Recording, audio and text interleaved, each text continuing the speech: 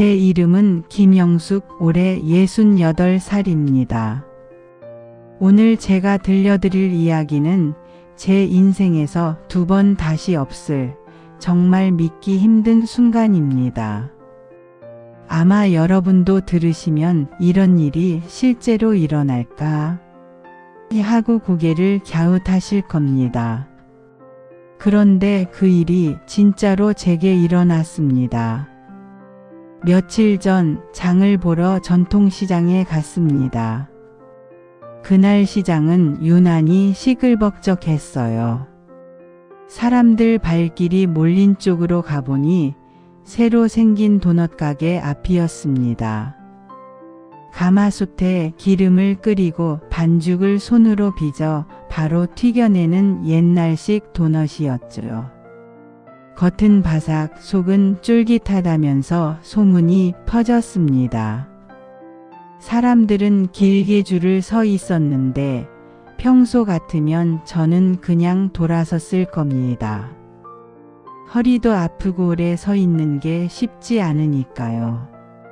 근데 그날은 달랐습니다. 그냥 지나칠 수가 없었습니다. 튀김 냄새에 설탕가루가 날리는 그 순간 마치 20살 때로 돌아간 기분이었거든요. 그때 제가 제일 좋아하던 간식이 바로 도넛이었습니다. 시험 끝나면 친구들이랑 영화 보고 나면 꼭 가던 분식집 도넛. 그리고 그 도넛을 늘 같이 먹던 사람이 있었습니다. 제 첫사랑이자 제 청춘의 전부였던 정민 씨였죠. 괜히 마음이 끌려줄 끝에 섰습니다. 줄은 길었고 사람들 떠드는 소리에 기름 튀는 소리까지 더해져 어수선했죠. 그런데 제 앞사람 뒷모습이 눈에 들어오는 순간 심장이 쿵 하고 내려앉았습니다. 허리는 좀 굽었고 머리는 희끗했지만 고개를 젖히는 습관, 넓은 어깨. 분명 제가 기억하는 모습이었습니다. 설마 아니겠지. 그럴 리가 없지. 머리로는 부정했지만 가슴은 이미 대답을 알고 있었습니다. 손이 덜덜 떨렸습니다. 그냥 모른 척 지나칠까 아니면 이름을 불러볼까. 수십 번 망설이다가 결국 작은 목소리로 말했습니다. 혹시 정민 씨? 그가 천천히 고개를 돌렸습니다. 순간 시장의 소란이 뚝 멈춘 것 같았습니다. 50년이 지났는데도 눈빛은 그대로였습니다.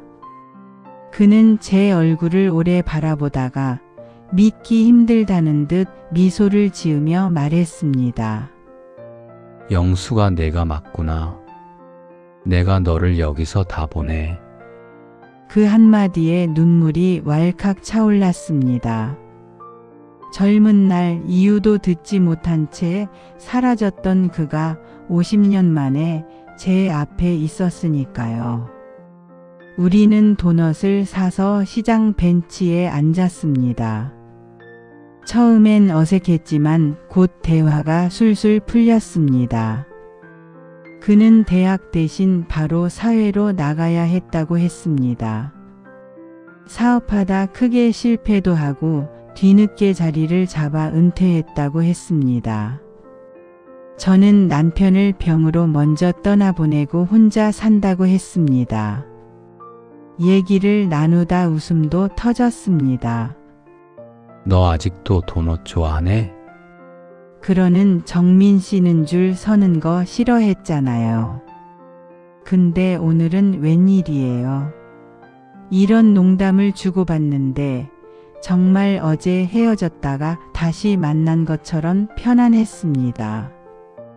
하지만 제 마음속에는 오래 묵은 질문이 있었습니다. 결국 꺼내고 말았습니다. 정민 씨 그때 왜 갑자기 사라진 거예요? 아무 말도 없이. 그의 얼굴이 굳더니 한숨을 내쉬며 말했습니다. 영수가 사실은 내가 편지를 수십 통이나 썼어. 근데 내 부모님이 그걸 다 막으셨더라. 그 말에 머리가 하얘졌습니다.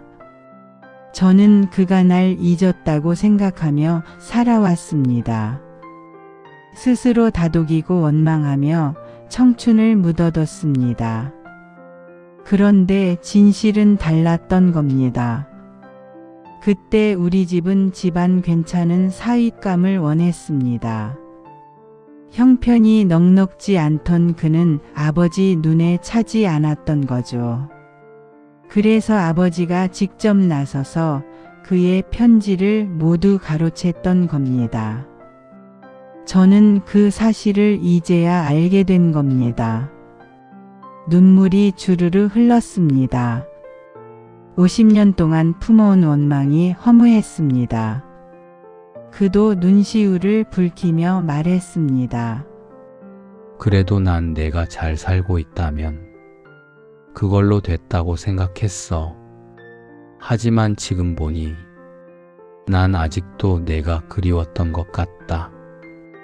며칠 뒤 우리는 다시 만났습니다. 이번엔 도넛 대신 따뜻한 차를 마시며 긴 이야기를 나눴습니다. 그때 그는 망설이다가 고백했습니다. 영수가 사실 나 지금 혼자는 아니야. 아내가 요양원에 있어. 기억을 잃은 지 오래됐어. 그 말에 숨이 턱 막혔습니다. 처음에 혼자라고 한 말이 거짓이었던 거죠. 하지만 곧 이해가 됐습니다. 그는 죄책감 때문에 또 제 앞에서 솔직하고 싶어서 결국 진실을 털어놓은 거였습니다.